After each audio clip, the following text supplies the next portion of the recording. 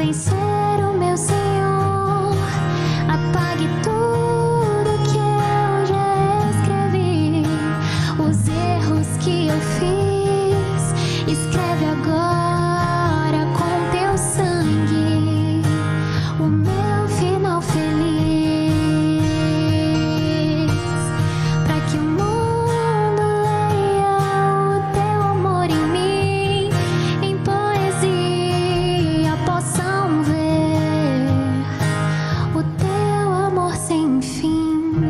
Quero entregar a minha história, as páginas em branco, vencer a Deus, meu escritor, vencer o meu Senhor. Apague tudo que eu já escrevi, os erros que eu fiz. Escreve agora com teu sangue o meu final feliz.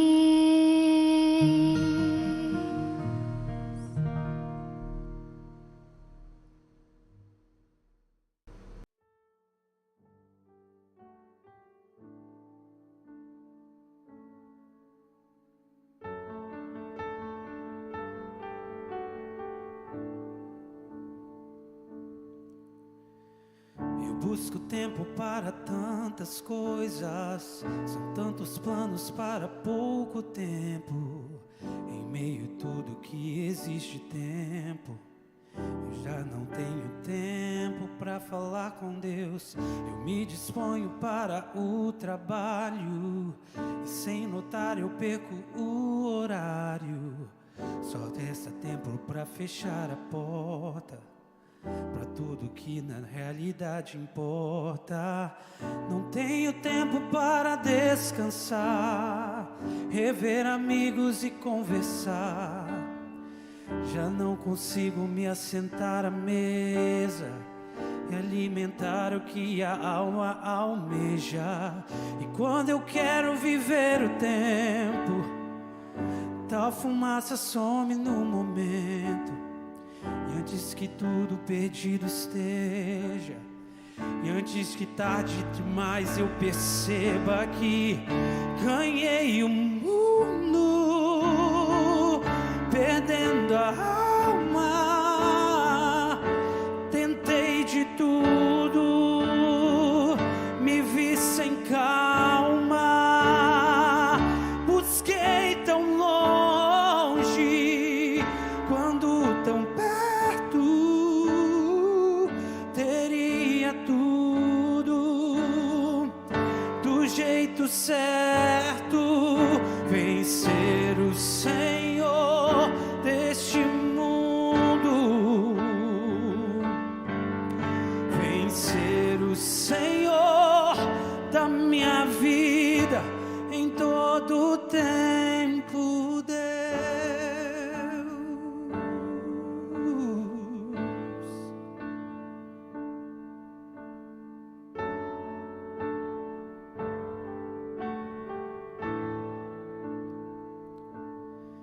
De que vale ao homem, a qualquer homem, ganhar o mundo inteiro e por inteiro se perder?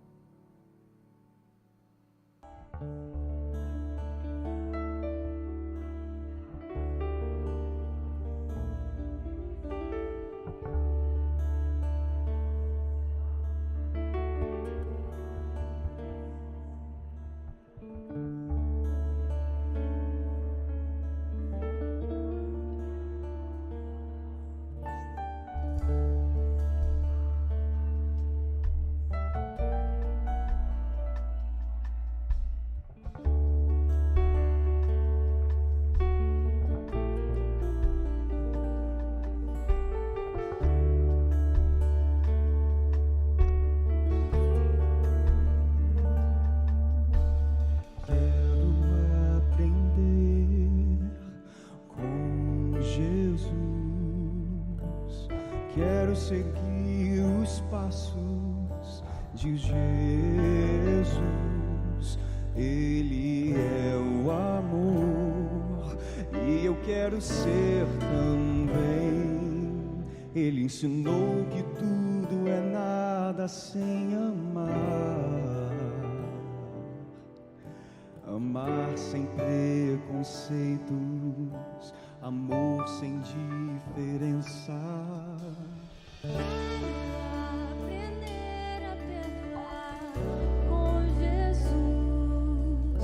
Eu também não merecia, Ele me perdoou. Somos filhos do mesmo Pai, família de Deus. Vamos viver o amor. Deus é o amor. Quero amar a Deus sobre todas as coisas e ao próximo como a mim mesmo, e importar com a dor do meu irmão, como se fosse minha dor. Aprender a perdoar é o que queres de mim, que eu viva o amor, que eu viva pra amar.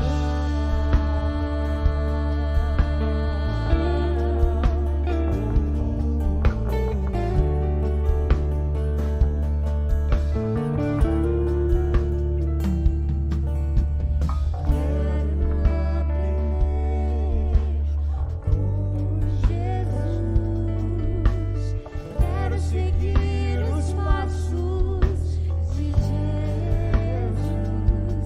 Ele é o amor e eu quero ser também. Ele ensinou que tudo é nada sem amar. Amar sem preconceitos, amor sem diferença. Quero aprender a perdoar com Jesus.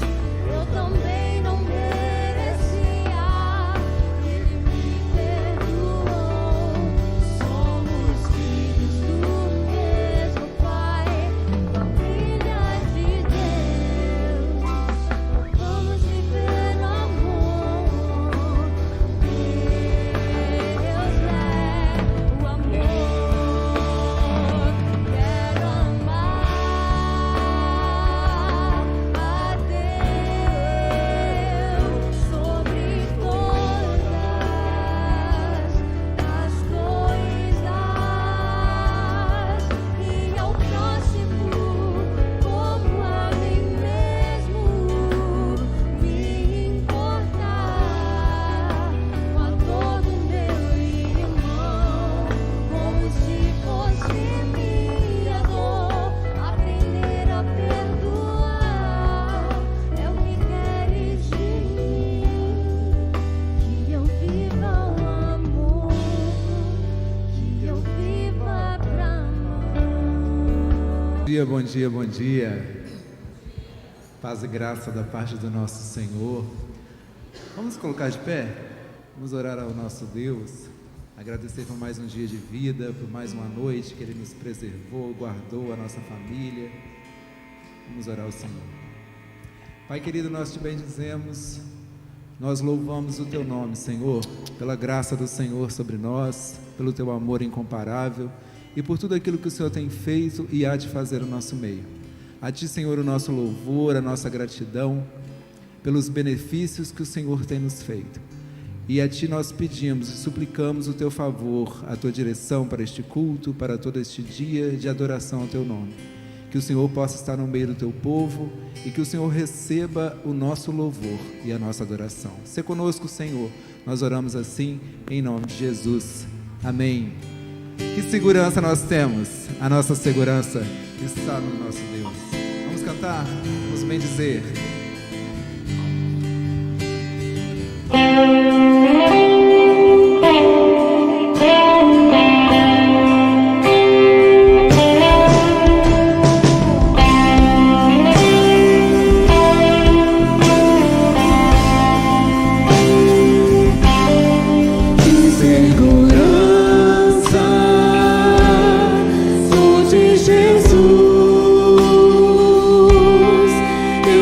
Desfruto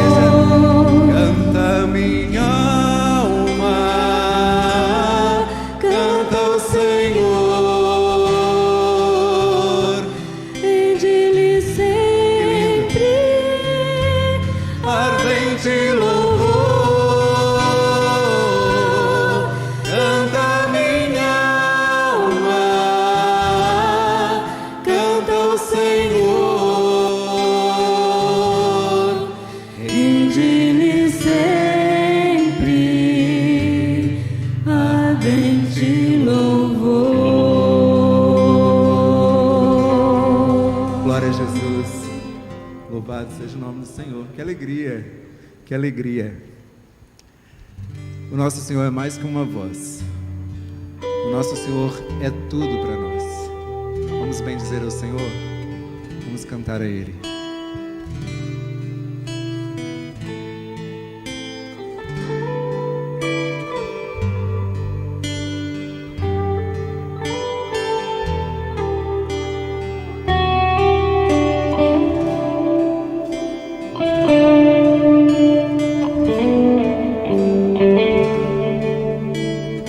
Eu queria ter mais que uma voz, mais que um amor e uma vida pra te oferecer,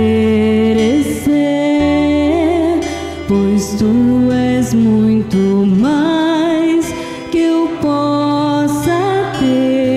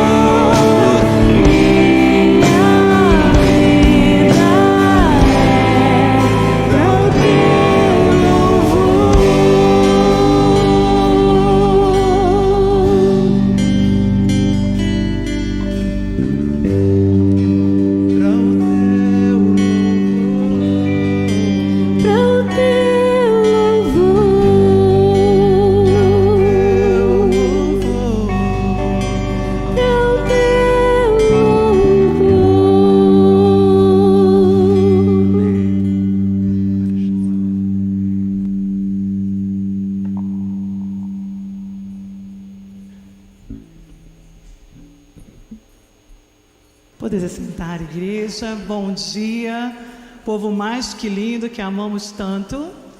Todo dia é dia especial, porque é dia de adorar ao Senhor, né?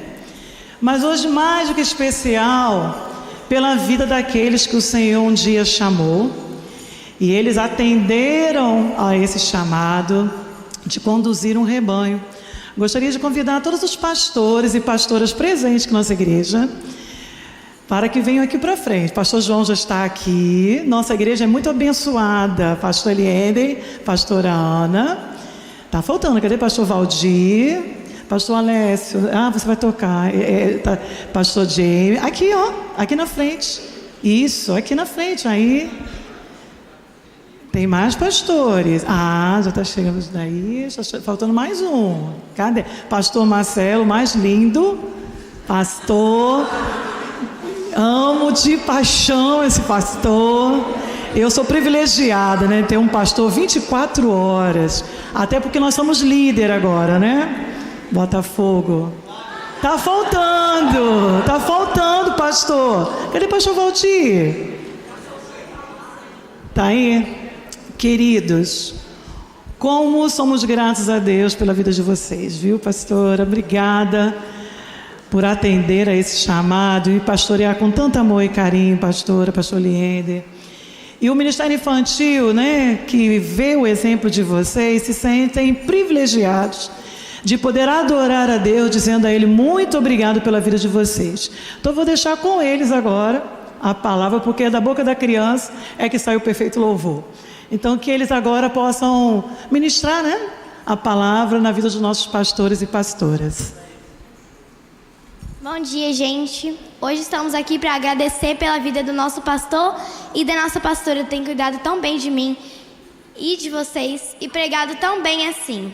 Queremos louvar a Deus pelo teu servo e pela tua serva, que se dedicam tanto para estar aqui todos os dias atendendo as nossas preocupações e então servindo assim a Deus. Muito obrigado.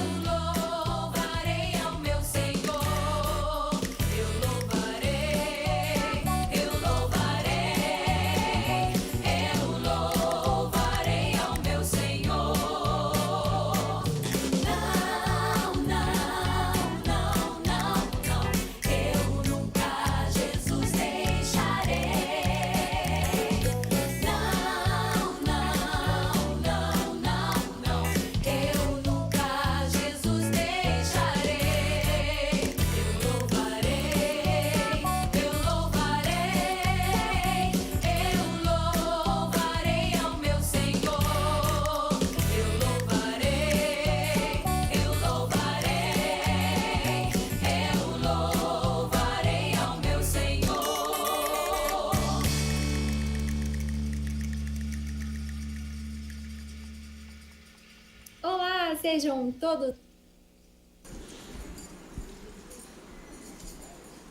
Queremos louvar o Senhor pela vida dos nossos pastores e pastoras que aceitaram um maravilhoso chamado que é cuidar de pessoas.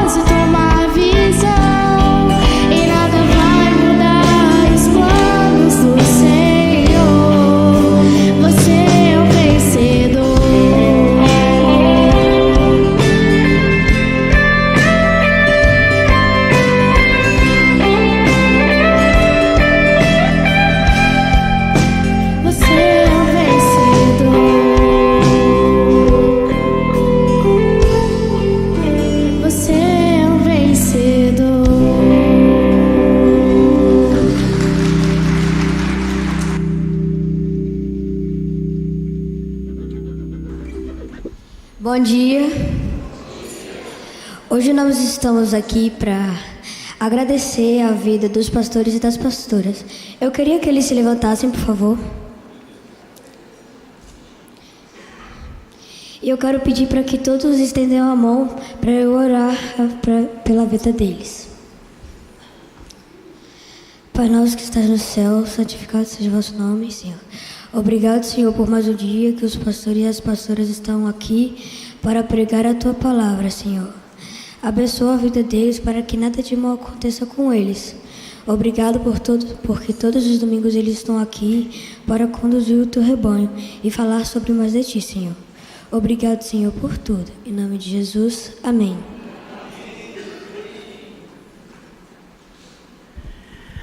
Amém. Queridos, receba o nosso carinho. Eu tenho certeza que se pudesse, né, toda a igreja dar uma palavra aos pastores, ficaríamos o dia todo aqui, né? Mas então receba através das nossas crianças, né, essa adoração, essa gratidão pela vida de vocês. E o nosso desejo que, como foi declarado, vocês são vencedores, né? Por terem atendido a esse chamado. Amém. Pastor, pastora.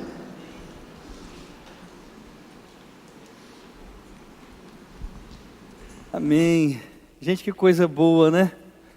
Gente, que coisa boa. Bom dia, bom dia, bom dia. Bom que dia. Coisa boa, coisa boa. Coisa boa nessa manhã ter a presença das crianças aqui, né? As meninas, a Esther estava impagável aqui na frente, a pequenininha aqui na frente, né? Linda demais também. Obrigado pelo carinho de sempre. Eu gosto de dizer que a PIB Goiabeiras é família para nós. E é família mesmo, sabe? É família para nós. Nós temos um carinho muito grande por essa igreja. Pastorear nessa igreja, eu brinco, eu não posso falar muito não, para não criar inveja. Mas pastorear nessa igreja é bom demais, gente. É bom demais. É uma igreja muito pacífica, são irmãos muito... Não pode fazer muita propaganda não, né? Oh, meu Deus do céu, vai que vão querer outro pastor. Não pode, aí não pode também, né? Mas é uma igreja muito pacífica, é uma igreja muito carinhosa, é uma igreja muito amorosa.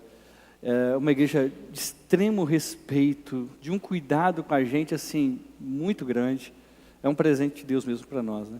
E também não poderia deixar de dizer, tem um ditado que diz que a igreja é o reflexo do seu pastor.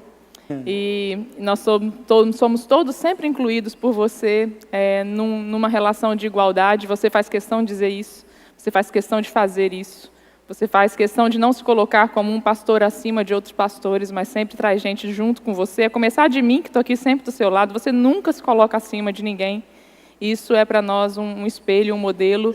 E eu não poderia deixar de dizer hoje, no dia do pastor, que também, sim, você é o pastor dessa igreja, você é o pastor titular dessa igreja, o pastor presidente dessa igreja, a maior responsabilidade, o maior peso de pastorear, se esse peso existe, ele está sobre os seus ombros.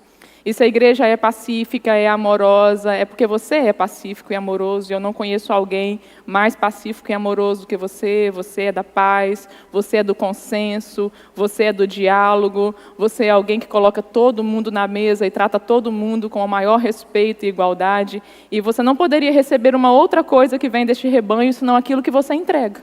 E o que você entrega para esse rebanho é isso. Você entrega muito respeito, você entrega muito amor, você entrega muita igualdade, você entrega muitos ouvidos, você entrega uma doçura típica de um coração de pastor.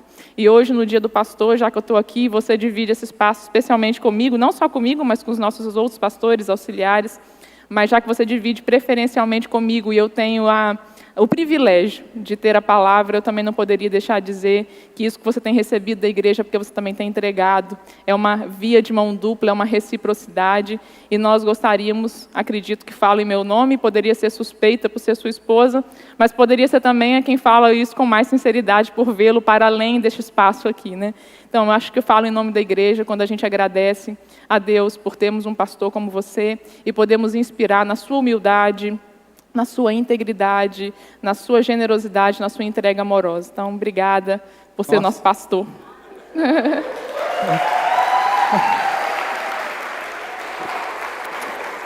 Aproveitar que amanhã é dia dos namorados também, né?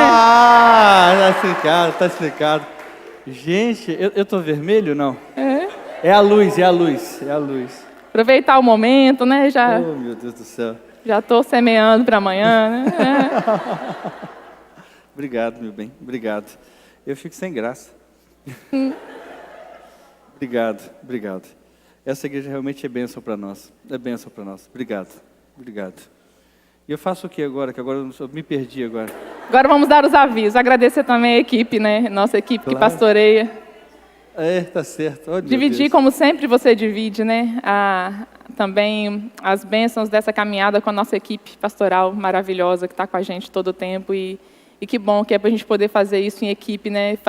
Pastorear em equipe é muito bom. É bom dizer, inclusive, que a gente, na relação pastoral aqui, e digo isso daqueles que estão mais efetivados, digamos assim, como daqueles também que participam, a gente tem um vínculo de amizade mesmo, sabe?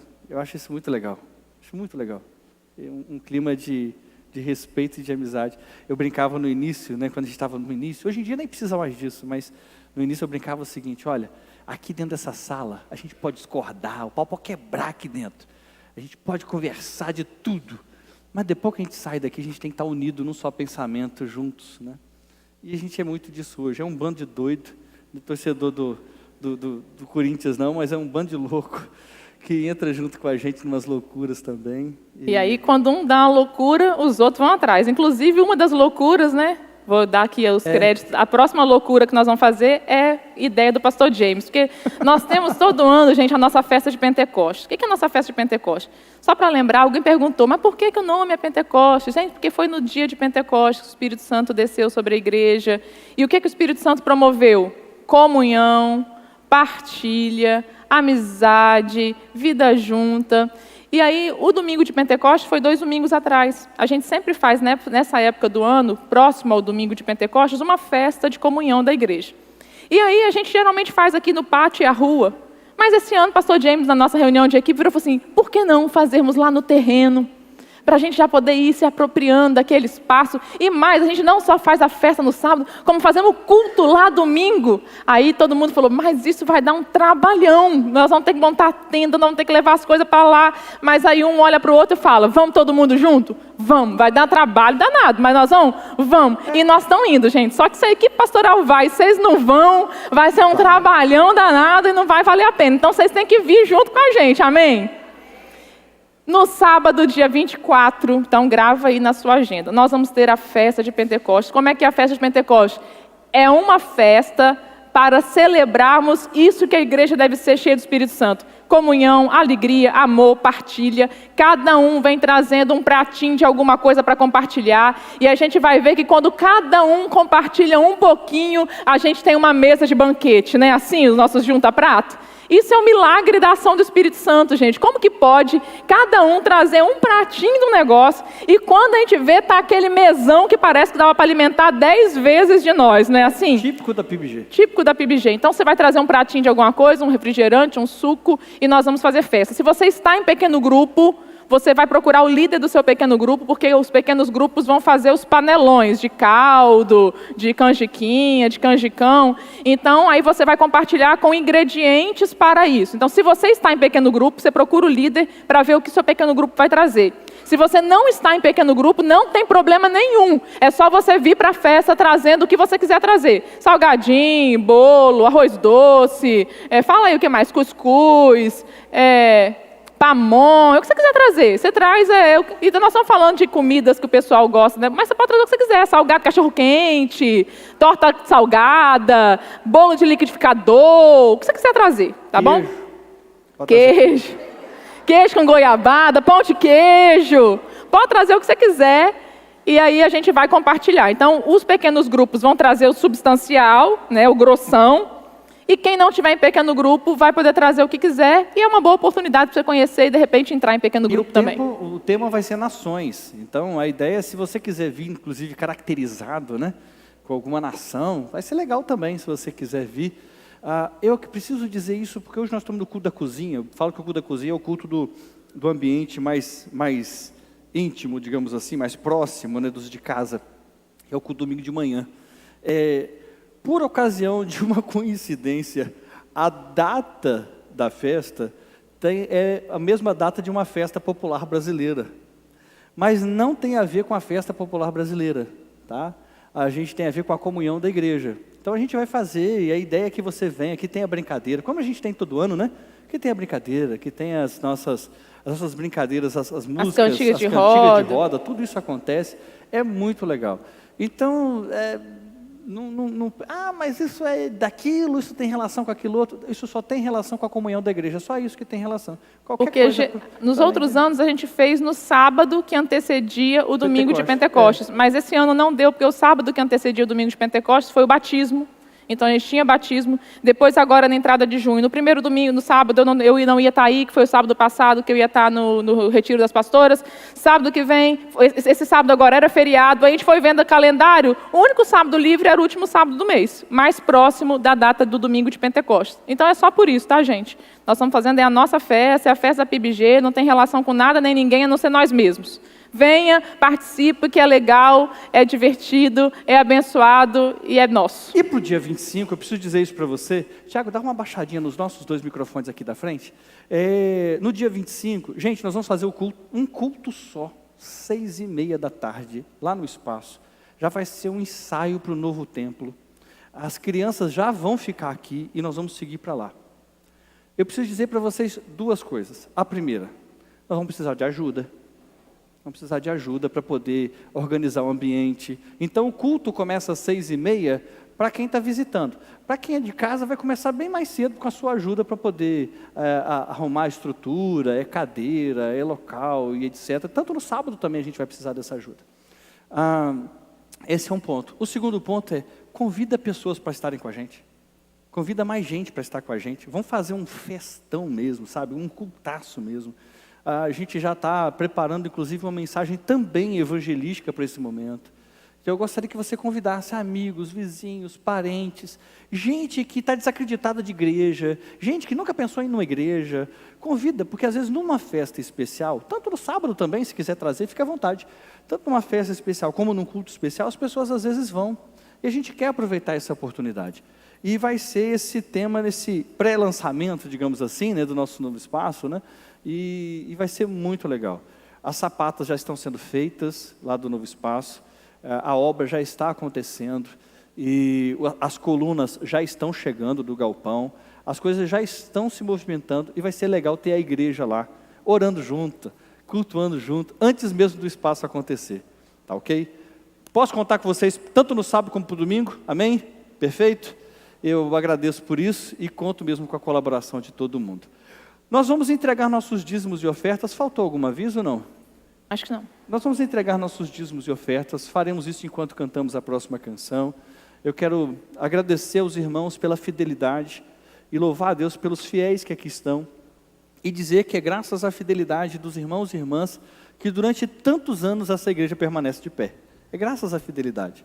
Eu queria te convidar a experimentar as bênçãos da fidelidade.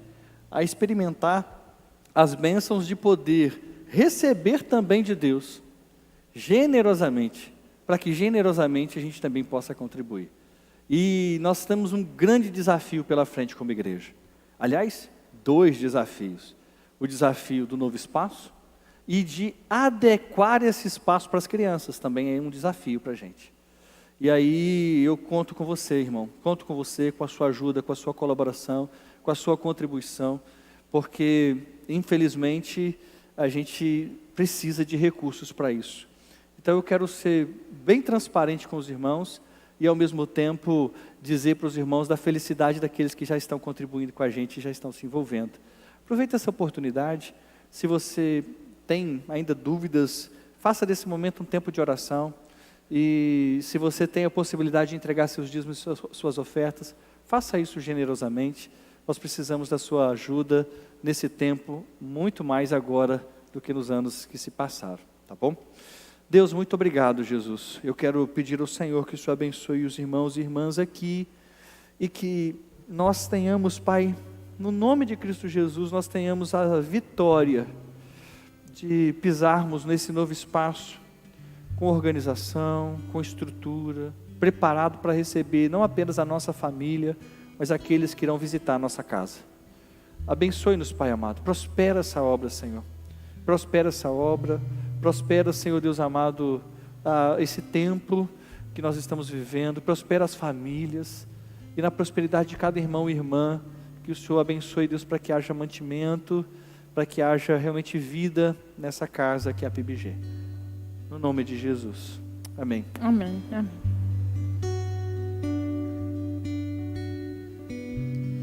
Primeiro eu quero agradecer os nossos pastores, tá? Pela disposição, pelo amor, pelo carinho e por atender esse chamado tão glorioso, que é o chamado de Deus para a vida de vocês. Muito obrigado. Essa é antiga, hein, Elisa?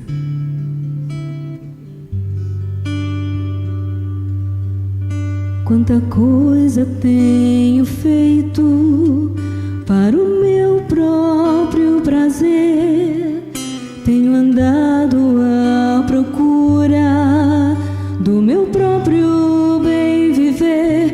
Enquanto existe tanta gente ansiosa por aí, não te conhecendo assim como eu conheço a ti. O chamado que um dia tu fizeste a mim,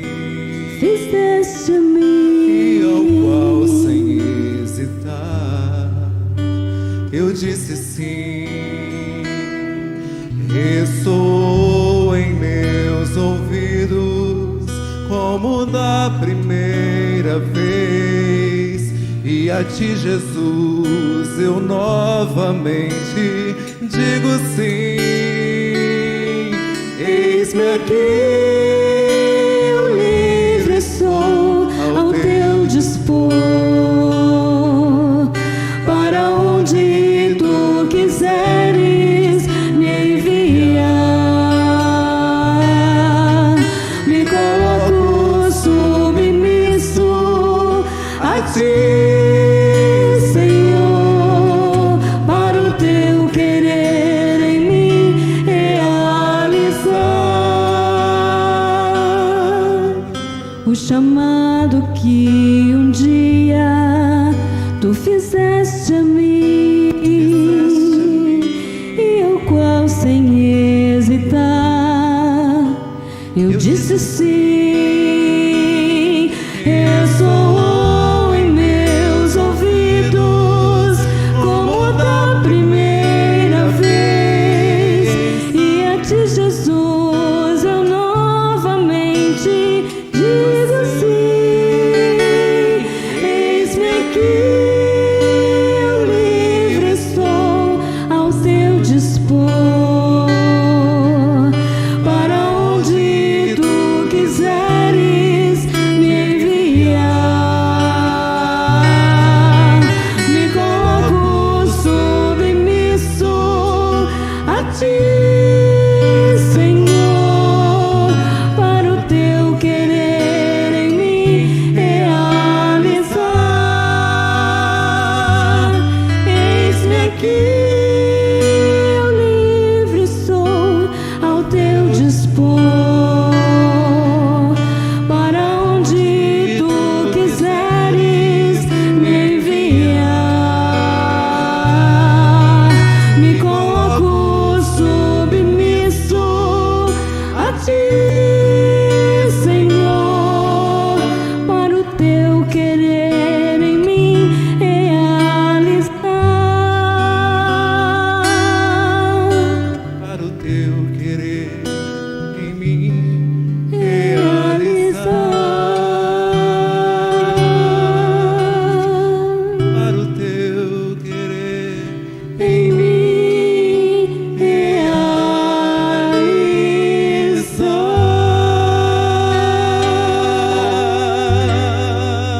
realizar. Amém.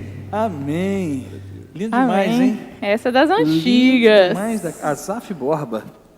Essa é Ô, das Jesus. antigas. Bom demais da conta. Ele levou de volta lá em Aimorés, quando era criança pequena lá em Aimorés. Oh, meu Pai do céu. E quando A gente- recebemos nosso chamado. É né? verdade, é verdade. Falando em Aimorés, a gente vai estar em Aimorés com o coro da nossa igreja. A gente vai estar em Aimorés. Vamos fazer um intercâmbio. Vamos. Quem não está no coro não sabe, né? Nós vamos fazer um intercâmbio com a primeira igreja batista de Aimorés. É. Vamos levar o nosso coral lá, né? Tá indo? E vai que alguém Quantas mais pessoas quer estão ir, indo, né? Elisa? 52 coristas. coristas. Estão indo, né? Tá Se indo. você também quiser conhecer a megalópole, Vai dependendo encher a cidade. 52 pessoas, vai encher a do cidade. número de pessoas que tiverem interesse, a gente pode ver a viabilidade, né, de mais pessoas irem com a gente. Vai ser no primeiro final de semana de agosto. O pastor James pediu para avisar, eu recebi aqui, dia 25, irmãos, que vai ter o culto à noite. O culto de manhã acontece normalmente, tá? Escola bíblica e culto de manhã acontece normalmente, perfeito? Só para não deixar isso passar.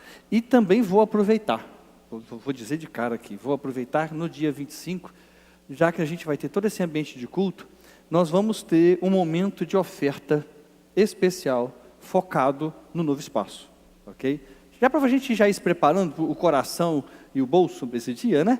A gente já ia animadamente se preparando, a gente vai ter um momento de oferta para a construção e a estrutura do novo espaço, tá bom?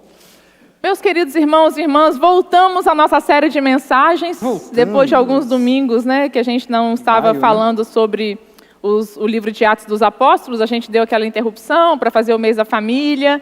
Agora a gente volta à nossa série de mensagens, a Bíblia de capa a capa. Estamos no livro de Atos dos Apóstolos. Essa é a mensagem de número 36 no livro de Atos dos Apóstolos. Já são quase 40 mensagens, né? Quase Só um ano.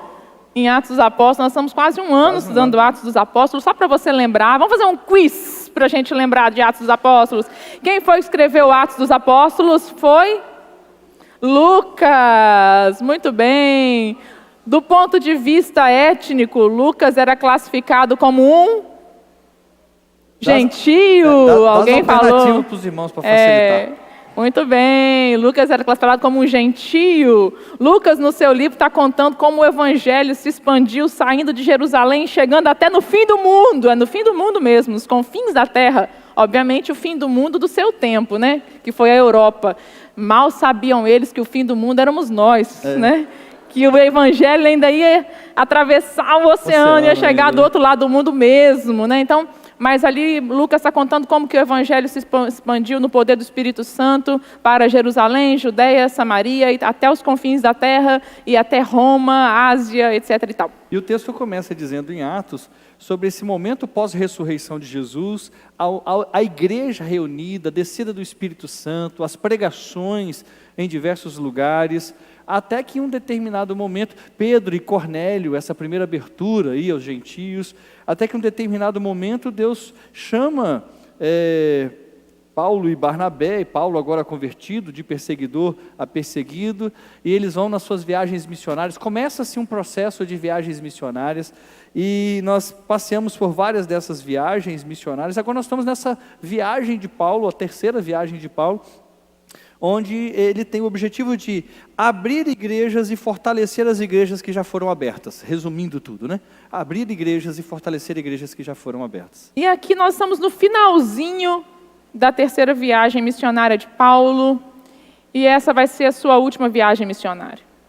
Porque depois dessa viagem ele vai ser preso em Roma e dali não mais sairá. E nós estamos chegando nessas palavras finais, nessa missão última de Paulo, e é muito curioso porque nós temos a mensagem, a série de mensagens, mas não era proposital que essa mensagem caísse no dia do dia do pastor, porque hoje nós queremos falar sobre o paradoxo da vocação, a partir desse texto aqui de Atos dos Apóstolos. E chegamos então no final da viagem missionária de Paulo, ele vai se despedir da igreja de Éfeso, e depois ele vai rumar para Roma, onde ele será preso. Atos 20, versículo 36, nós vamos ler até Atos 21. Para Jerusalém, onde ele será preso. Atos 21, versículo 14. De Atos 20, 36 a 21, 14. Ok? Atos 20, 36, tendo dito isto, ajoelhou-se com todos eles e orou. Todos choraram muito e abraçando-o beijavam. O que mais os entristeceu foi a declaração de que nunca mais veriam a sua face, ou a face de Paulo. Então, o acompanharam até o navio. Depois de nos separarmos deles, embarcamos e navegamos diretamente para Cós. No dia seguinte, fomos para Rhodes, e dali até Pátara. Encontrando um navio que ia fazer a travessia para a Fenícia, embarcamos nele e partimos. Depois de avistarmos Chipre e seguirmos rumo sul, navegamos para a Síria. Desembarcamos em Tiro, onde o nosso navio deveria deixar sua carga. Encontrando os discípulos dali, ficamos com eles 7 dias. Eles, pelo Espírito, recomendavam a Paulo que não fosse a Jerusalém. Mas quando terminou o nosso tempo ali, partimos e continuamos nossa viagem. Todos os discípulos com suas mulheres e filhos nos acompanharam até fora da cidade, e ali na praia nos ajoelhamos e oramos. Depois de nos despedirmos, embarcamos e eles voltaram para casa. Depois prosseguimos a nossa viagem partindo de Tiro e aportamos em Ptolomaida, onde saudamos os irmãos e passamos um dia com eles. Partindo no dia seguinte, chegamos a Cesareia e ficamos na casa de Filipe, o evangelista, um dos 7. Ele tinha 4 filhas virgens que profetizavam. Depois de passarmos ali vários dias, desceu da Judeia um profeta chamado Ágabo. Vindo ao nosso encontro, tomou o cinto de Paulo e, amarrando as suas próprias mãos e pés, disse: assim diz o Espírito Santo, desta maneira os judeus amarrarão o dono deste cinto em Jerusalém e o entregarão aos gentios. Quando ouvimos isso, nós e o povo dali rogamos a Paulo que não subisse para Jerusalém. Então Paulo respondeu: por que vocês estão chorando e partindo meu coração? Estou pronto não apenas para ser amarrado, mas também para morrer em Jerusalém pelo nome do Senhor Jesus.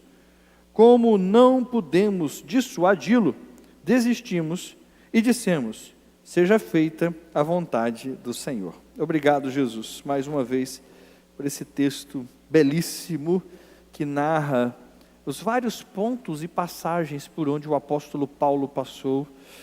Que o Senhor nos ensine e nos ajude como igreja a compreender essa vocação. Que o Senhor nos abençoe para que nós possamos seguir na orientação do Senhor em tudo. No teu nome que nós oramos. Amém. Paradoxo da vocação. O que é uma vocação, gente? A palavra vocação vem de uma palavra latina, vocare, que diz respeito, ou que sendo traduzida para o português seria chamar. Chamar. Quando nós falamos de vocação, nós estamos falando a respeito de um chamado. Estamos dizendo que nós compreendemos que Deus chama pessoas para que realizem na vida uma tarefa específica. E, embora a gente, no contexto religioso, costume dar o nome de vocacionados às pessoas que são chamadas para um ministério pastoral, para um ministério missionário, dentro da compreensão teológica protestante, todos nós somos vocacionados para alguma coisa. Porque vocação tem a ver com algo que nós estamos para realizar na vida, com propósitos, com o exercício de algo que está em nós, sem o qual nossa vida perde um pouco o sentido. Quando você diz que você tem uma vocação, você está dizendo que se tirar isso de você, você se despersonaliza. Se tentarem remover isso de você, você não se localiza mais no mundo, você não se localiza mais na existência, porque você percebe que há em você uma inclinação a algo maior do que você mesmo, uma voz que vem de Deus e que te convida a executar alguma coisa no mundo. É a voz que diz para Isaías: quem há de ir por mim? Quem é que há de ir por mim? E Isaías diz: eis-me aqui, Senhor, envia-me a mim. Uma vocação, ela é percebida quando você se dá conta de que Deus te chamou para realizar alguma coisa no mundo, e se tirarem isso de você, se você deixar de fazer isso, sua vida vai perder sentido, posto que você compreende que chamado por Deus foi. Você já identificou a sua vocação? Tem gente que vai dar um nome a essa vocação, e essa vocação vai ser religiosa. Eu sou um pastor, eu sou uma pastora. Se tentarem tirar isso da gente, eu não sei onde é que eu vou no mundo. Eu vou ficar perdida? Tem a ver com o que eu sou. Tem a ver com por que eu estou aqui. Mas tem vocações que estão para além do religioso e pastoral. Há pessoas que têm vocação, por exemplo, para lutar por direitos humanos. Se tirar a luta por direitos humanos dessa pessoa, tira o seu jeito, seu propósito está no mundo. A pessoa abraçou essa vocação. Eu vou lutar pelos direitos das pessoas com deficiência. Eu vou ser médico porque eu quero lutar pelo direito à vida e à saúde. Eu quero ser professora porque eu entendo que a educação salva a vida, salva o mundo. E eu entendo que eu tenho que fazer parte disso. E alguém até já me disse, mas você vai ser professor. Você vai ganhar muito mal. E a pessoa fala, mas é porque eu não me vejo fazendo uma outra coisa, a não ser dando uma aula, ensinando. Isso me faz me sentir vivo. A vocação não tem a ver com dinheiro. A vocação não tem a ver com se dar bem ou não financeiramente. A vocação tem a ver com a nossa essência, com algo que vem de dentro, com uma coisa que é mais forte do que a gente, é mais forte do que um planejamento financeiro. A vocação é um negócio que vem de dentro da gente, que faz com que a gente assuma umas loucuras, sabe? E quando você consegue conciliar a sua vocação também com a sua remuneração, aí é bênção, aí é céu na terra. Nem sempre isso é possível. Mas a vocação, ela é um motor, sabe? Te mobiliza. E tem hora que tem gente que ainda tenta te dissuadir, te desanimar da sua vocação, porque talvez seja um caminho não muito honroso, né? Eu me lembro de um jovem que falou comigo, que falou com os pais, que ele tinha vocação para ser músico. E o pai falou, mas você vai morrer de fome. Músico, no Brasil, vai morrer de fome. Nosso país não valoriza o músico. Do que você vai viver? E o jovem respondeu para o pai, tira a música de mim e eu morro. Isso é uma vocação. A vocação tem a ver com isso que queima dentro da gente, que luta dentro da gente, que de vez em quando a gente inclusive luta dizendo, não é possível, será que eu realmente tenho essa vocação?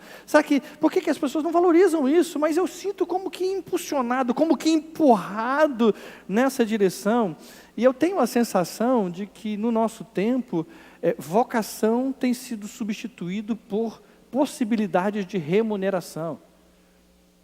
A gente hoje tem uma certa dificuldade ao olhar para as pessoas pela vocação das pessoas. A gente consegue enxergar pela profissão das pessoas, sabe?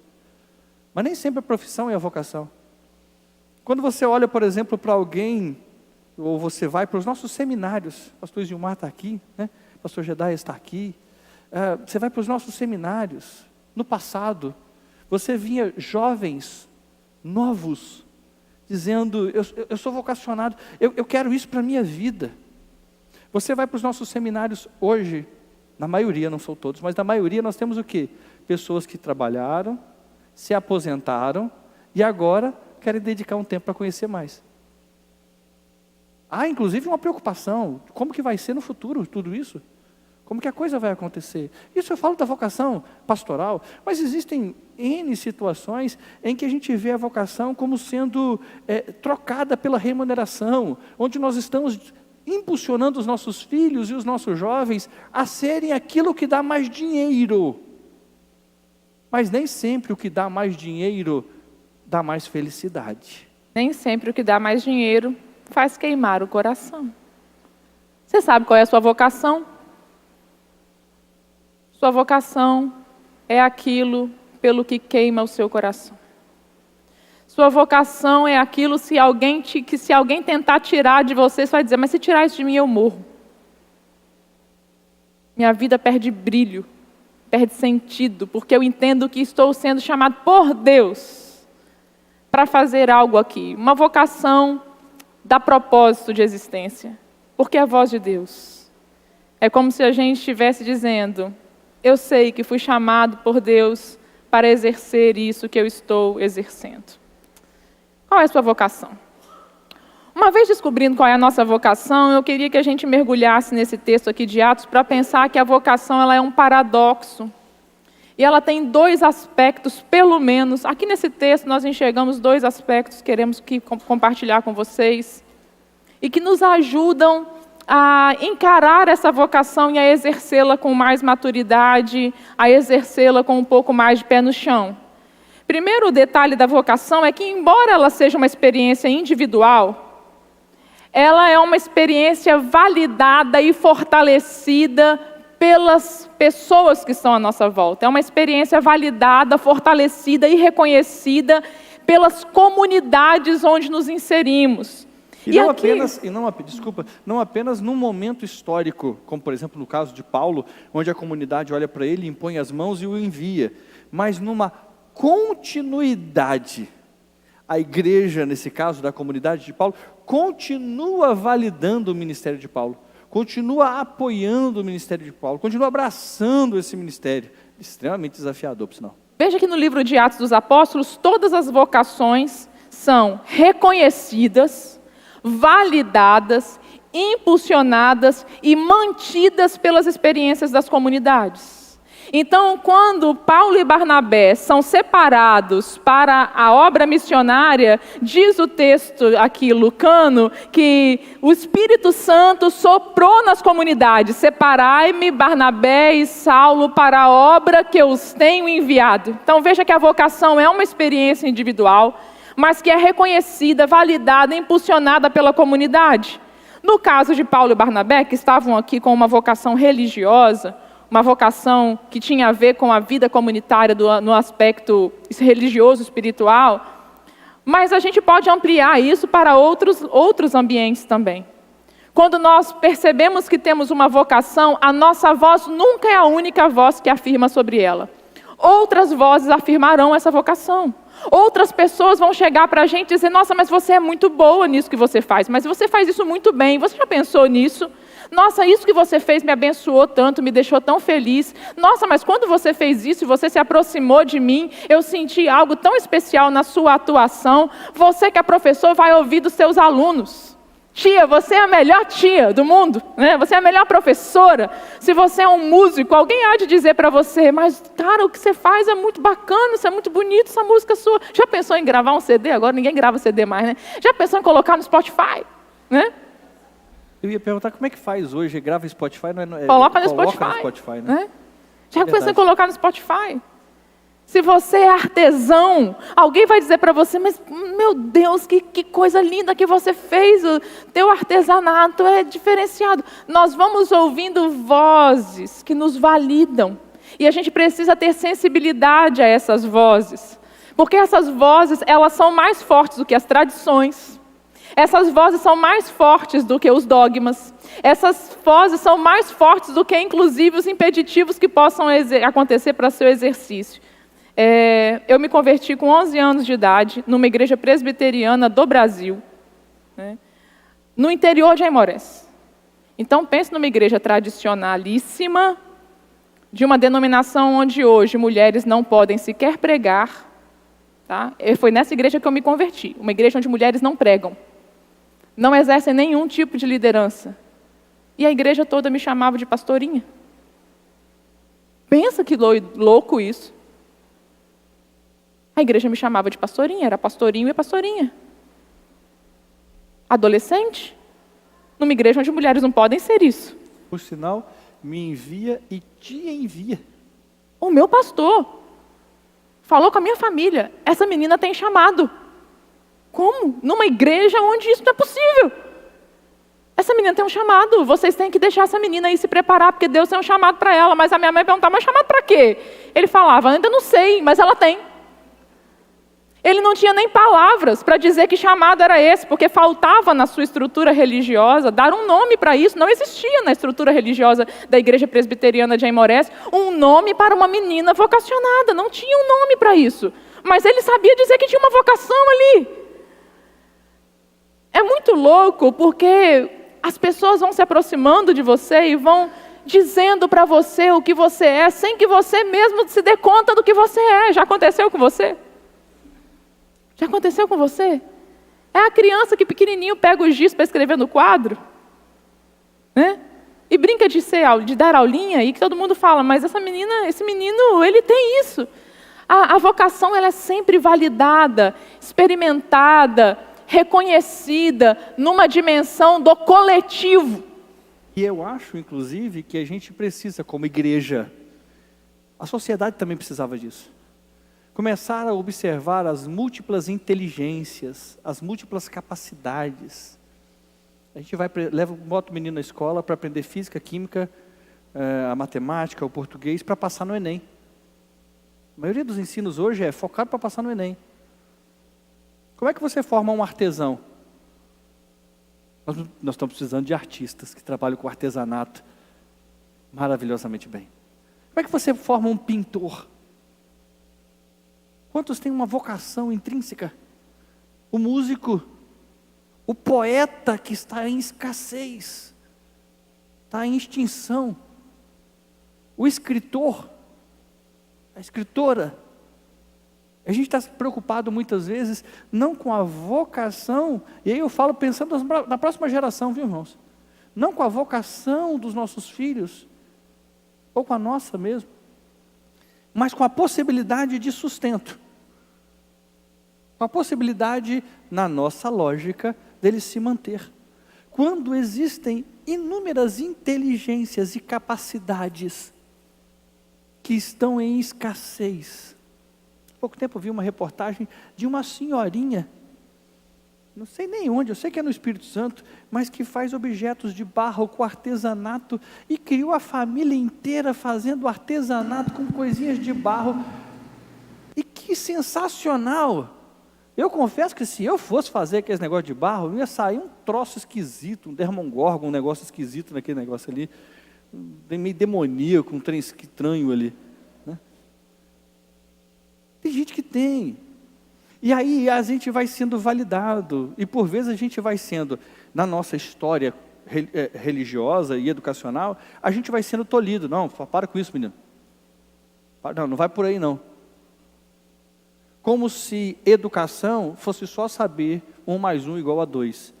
E aí a gente tem um monte de gente com 1 mais 1 igual a 2 em dia, mas que não tem relacionamento, não sabe cuidar um do outro, não sabe ouvir a vocação, não sabe trabalhar com as mãos, não sabe trabalhar com a fala.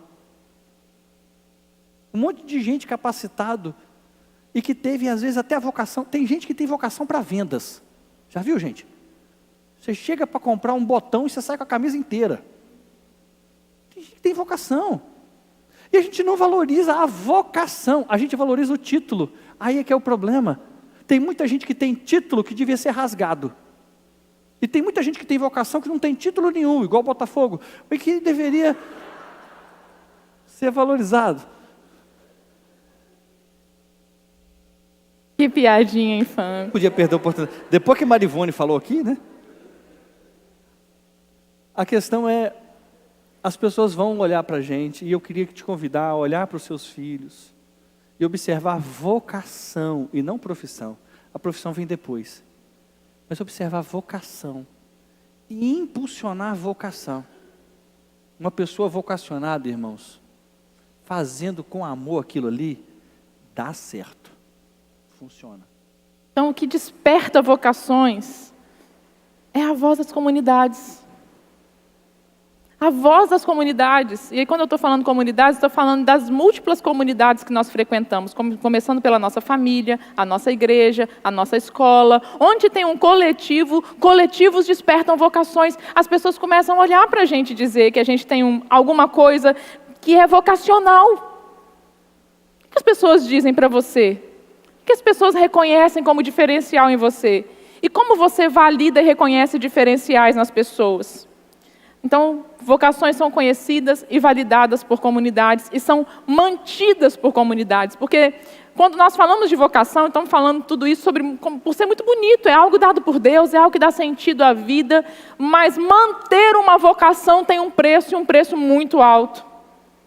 O caminho do exercício da vocação não é um caminho simples. Por exemplo, Jesus tinha uma clara vocação. Qual era a vocação de Jesus?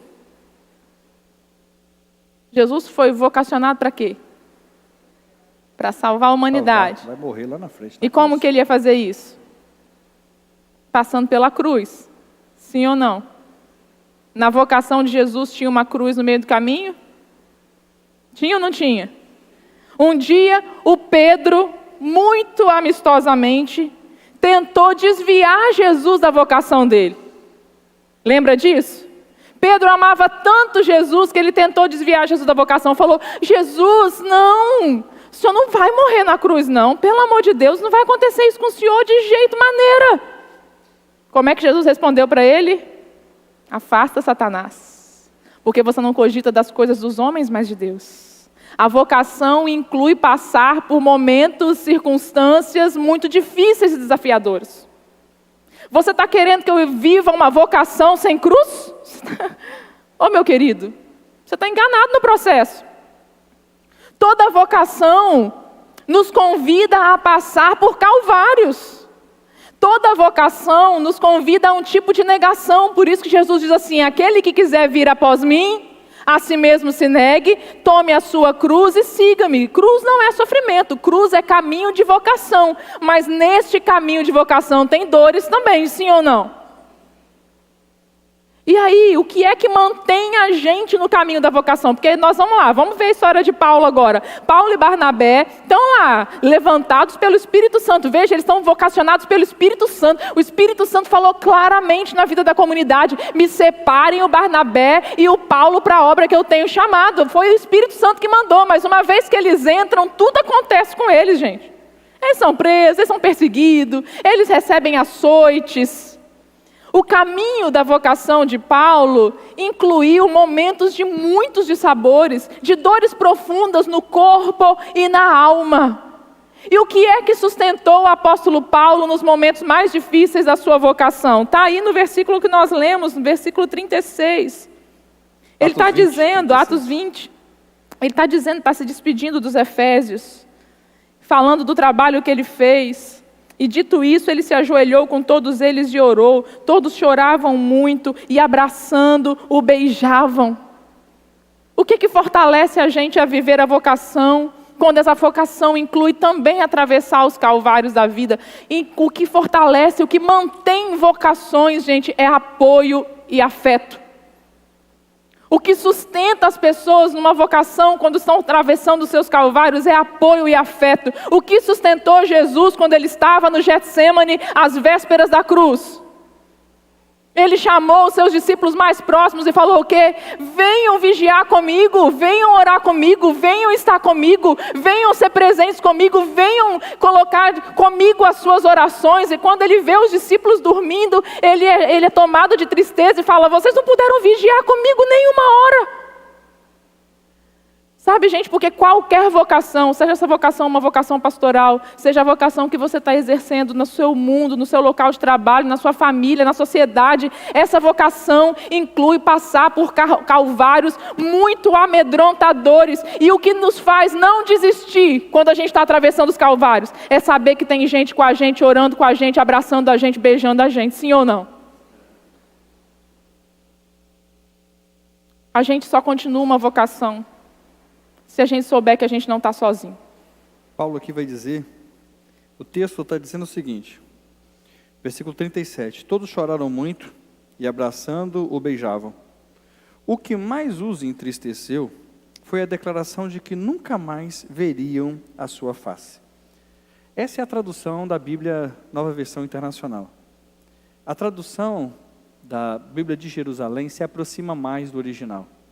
E ela vai dizer o seguinte: então, tendo-nos como que arrancados de seus braços, embarcamos e navegamos.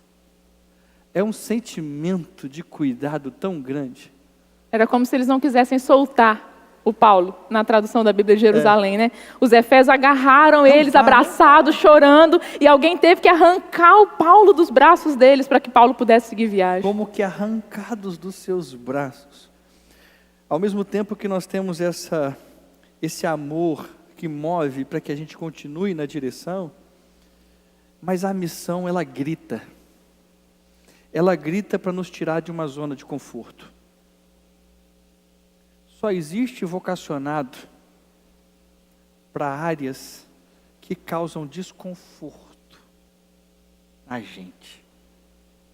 A vocação, ela vem com essa pitada de desconforto, de não aceitação da coisa como está, nessa pitada de desconforto, de não permanecer aqui, que está muito bom, isso aqui está muito bom, isso aqui está bom demais, vamos ficar aqui, como aquele exemplo da transfiguração, né? Vamos colocar tendas aqui, vamos dormir por aqui mesmo, aqui está muito bom, esquece o resto do mundo, e vamos viver a nossa vida aqui. A vocação, ela impulsiona a gente na direção do desconforto.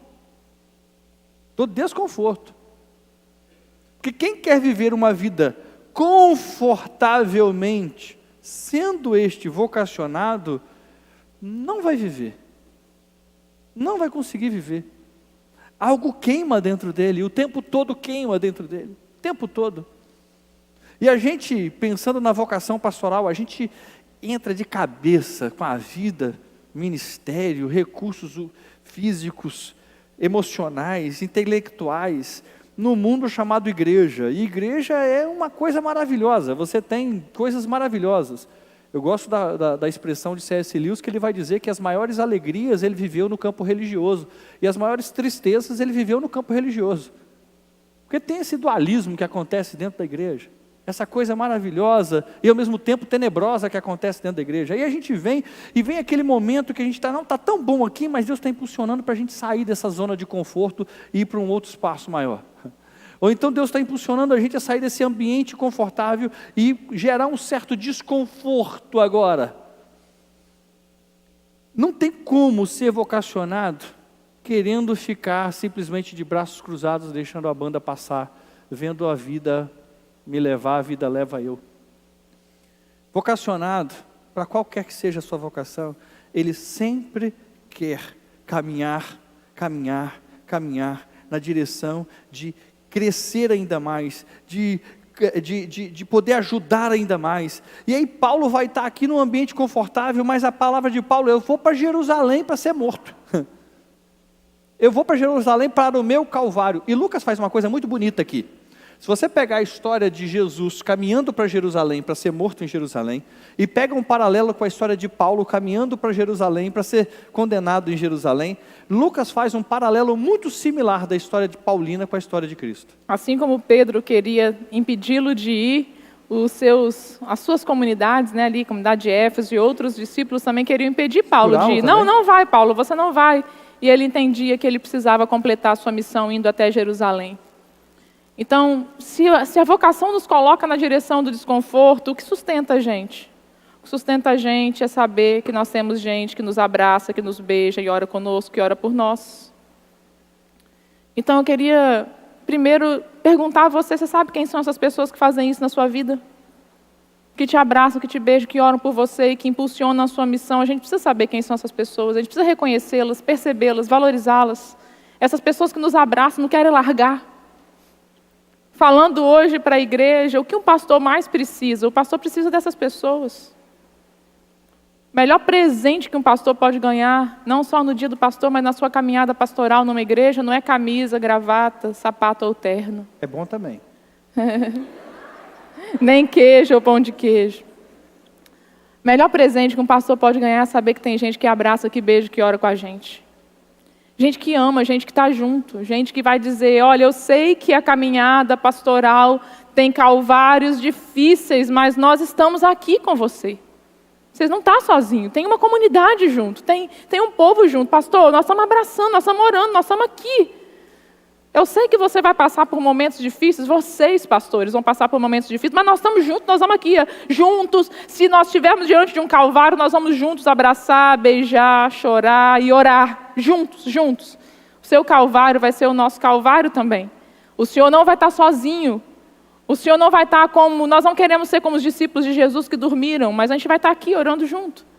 Assim também as pessoas que estão perto de nós, nossos filhos, quando disserem para nós das suas vocações, o que eles mais precisam não é um ouvir, mas isso não vai te dar dinheiro.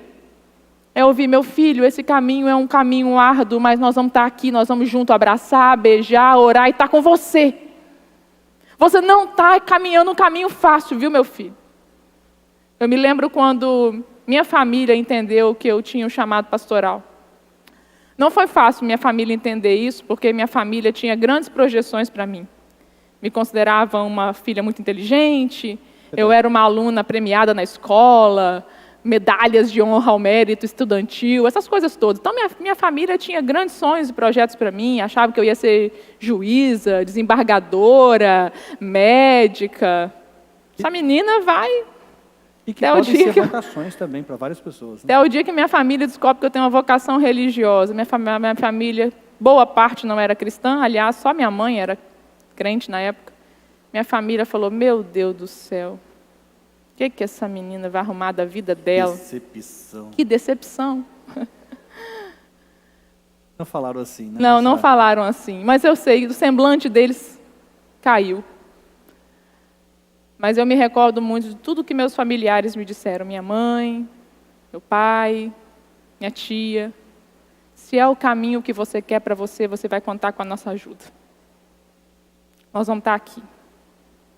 Nós vamos te ajudar. O que você precisar, nós vamos estar juntos. Se tiver que partilhar comida, nós vamos partilhar comida. Você escolhe o caminho que você entende que é o melhor para você e nós vamos juntos com você. O que um vocacionado mais precisa de gente junto. O que seu filho, que está te dizendo da vocação dele, mais precisa é junto. Meu filho, a minha vocação, mãe, é passar num concurso. Olha, meu filho, só precisa estudar muito.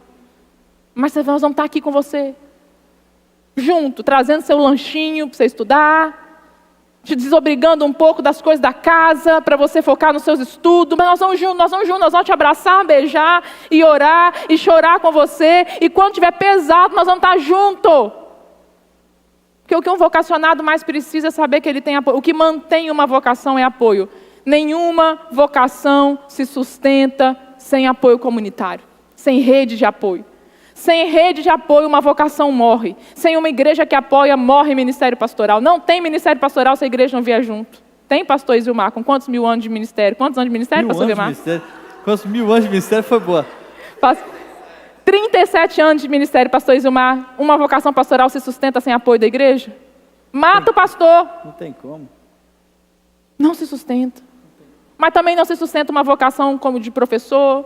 Não se sustenta uma vocação de médico, de juiz, de artesão, de músico, de policial. A gente tem que saber que tem gente que vem junto. E para terminar, por que paradoxo?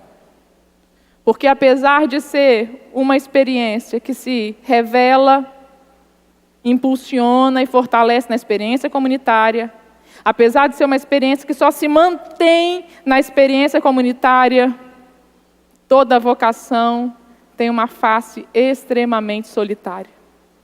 No final, Paulo disse assim para aquele povo: por que vocês estão chorando e partindo o meu coração? Eu estou pronto para ser amarrado e eu estou pronto para morrer em Jerusalém em nome de Jesus. Toda vocação, gente, tem um aspecto solitário. Tem uma face que ninguém pode nos acompanhar. Tem uma característica, tem até um livro, inclusive, que tem esse título, A Solidão do CEO. Né? Tem uma característica muito peculiar. E falo não apenas como vocação pastoral, mas como todas as outras vocações que demandam, para além da questão financeira em si. É difícil você olhar para o lado e perguntar quem são os pares. É difícil você olhar para o lado e dizer com quem eu converso sobre isso. E é muito legal quando a gente tem, nossa, eu posso ir lá conversar com o pastor sobre isso. É muito legal. É muito legal. Mas é difícil quando você precisa, inclusive por conta da sua vocação, ter um aspecto solitário realmente para que você possa exercer a vocação que você está exercendo. Paulo, por exemplo, a igreja não podia ir junto com Paulo ali, não dava para todo mundo ir junto com Paulo. Era uma coisa do Paulo. Uma questão do Paulo. Fazia parte da vocação do Paulo. Ninguém podia ir para a cruz com Jesus. Só Jesus. Toda vocação tem um aspecto solitário. Existem quartos secretos na nossa vocação que ninguém pode entrar no ser nós mesmos. Existem respostas que ninguém pode nos dar no ser o Senhor. Existem direções que ninguém pode soprar no nosso ouvido, no seu Espírito Santo de Deus. Toda vocação tem um aspecto solitário. Se pastores não entenderem isso, vão se ressentir da solidão. Vão se ressentir da solidão. Se pastores não entenderem que tem um aspecto solitário, vão se ressentir do ministério. Por que ninguém está comigo aqui agora? Porque tem lugares onde ninguém pode não estar, a não ser você mesmo. Você e Deus. Há lugares que nem mesmo a gente como casal pode estar. É a Annelisa e Deus, é o Eliender e Deus. Existem capítulos da nossa história, da nossa vocação, que é nós com nós mesmos, e tudo que nós temos é nós. E se a gente não entender isso, a gente vai se ressentir. Porque quando chega a hora de pisar a cruz e o Calvário, a gente olha e fala, mas cadê todo mundo que me acompanhou até aqui? Mas cadê a galera que impôs as mãos sobre mim? Mas cadê a galera que me abraçou e orou comigo? Tem uma hora que a gente vai ter que dizer para essa galera toda, ó, por que vocês estão partindo do meu coração? Daqui para frente, neste momento, sou só eu e Deus. Tem coisas que da sua vocação de esposa, é só você e Deus. Em muitos momentos você vai ter ajuda, vai ter gente abraçando, orando, vem cá que eu quero orar com você, para te ajudar a ser uma esposa, uma mãe. Tem hora que na sua vocação de esposa você vai ter seus amigos, vai dizer, vou cá, vou orar, vou te abraçar, mas tem coisa que é você e Deus. Na tua vocação profissional, tem hora que é você e você. Toda vocação tem um calvário onde nós temos que estar sós ali, porque só nós e Deus poderemos experimentar aquela experiência. E se a gente não compreender que a nossa vocação inclui momentos de solidão e solitude, a gente se ressente. Tem hora na sua vida, meu irmão e minha irmã, que não dá para você ter companhia, porque a tratativa é Deus e você, você está entendendo? Ah, mas cadê minha família? Ah, mas cadê? Essas pessoas são super importantes. Elas vieram até aqui. Cadê meu marido? Veio. Mas tem hora que é você e Deus. Deus está te levando para a caverna lá, igual levou Elias. É você e Deus. E se a gente não suporta o momento de ser só nós e Deus, nós não estamos preparados para uma vocação. Se a gente não tem maturidade e força suficiente para aquele momento onde vai ser só nós e Deus, a gente ainda não está preparado para uma vocação. E se você é um vocacionado, uma vocacionada, eu quero te dizer hoje, você vai ter momentos de solidão tão densa e profunda que vão parecer um calvário mesmo. Existem momentos de solidão tão densa e profunda que parece a morte. Essa morte, Paulo fala, eu estou preparado para morrer. No caso de Paulo, a solidão culminou numa morte física mesmo. Mas as nossas experiências de vidas nem sempre é morte física, mas é uma solidão tão densa e profunda que você tem vontade de morrer. Mas esses momentos são momentos tão transformadores para nós. Porque sai dali um novo homem, uma nova mulher. Na experiência de Cristo, o Calvário culminou em ressurreição. Na experiência do Paulo, culminou numa vida que até hoje é viva para nós, porque a maior parte do Novo Testamento são as palavras dele, diante de quem nós nos reunimos todo domingo para refletir, pensar e nos inspirar. Vocações que não passam pela experiência da solidão ainda não estão aptas. E se esse é o seu momento hoje, eu quero te dizer força. Força. Elas passam. Esses momentos de solidão passam. E você sai de lá mais preparado ainda para viver sua vocação. Tem gente contigo e Deus é contigo. Sempre. Eu queria te desafiar a fechar seus olhos agora. E nós vamos fazer 2 orações. Numa única. A primeira delas é pedindo ao Senhor, revela a mim, ou me ajuda a me encontrar nesse mundo, a encontrar a minha vocação nesse mundo. A segunda, Senhor, me ajuda a continuar na minha missão, nesta vocação. Pai querido, nesse domingo, onde comemoramos o dia do pastor, celebramos o dia desses homens e mulheres que têm se dedicado ao trabalho e à obra do Senhor. Nós queremos clamar, Deus amado, que não apenas estes, mas que todos os irmãos e irmãs compreendam a vocação pela qual o Senhor os chamou. E por isso eu peço que o Senhor traga clareza às mentes e os corações, para se encontrarem, e não apenas para se encontrarem, mas para ajudar também a próxima geração a encontrar-se. Deus, no nome de Jesus, oro também, Senhor, oro pela Tua graça e misericórdia, pedindo que o Senhor nos ajude muito no trilhar da vocação que o Senhor tem para todos nós. Na jornada, muitas vezes solitária, desafiadora, de muitas interrogações, questionamentos. Que o Senhor nos ajude, Senhor. Que o Senhor ajude a todos nós, para não perdermos o foco, a direção que o Senhor tem para nós. Abençoe, Pai amado, os homens e mulheres que aqui estão, nas suas vocações paternais, maternais, que nunca se esqueçam disso. Que o Senhor nos abençoe, Pai amado, na nossa vocação, para o crescimento do reino do Senhor, independentemente de qual a profissão seguirmos. Que o Senhor nos abençoe, Pai amado, na vocação que temos de transformar esse mundo a partir do olhar e dos ensinos de Jesus. Nos ajude, Senhor. Nos ajude a não nos perder, Senhor Deus amado, nas opções profissionais, diante do desafio que temos.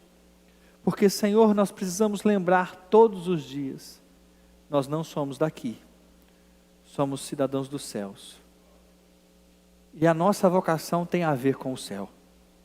A nossa vocação tem a ver com isso. Nos ajude, Senhor, no Teu nome que nós oramos. Amém. Amém. Deus te abençoe e desperte vocações. Em nome de Jesus. Deus abençoe, sua vida. Amém. Um ótimo domingo para você.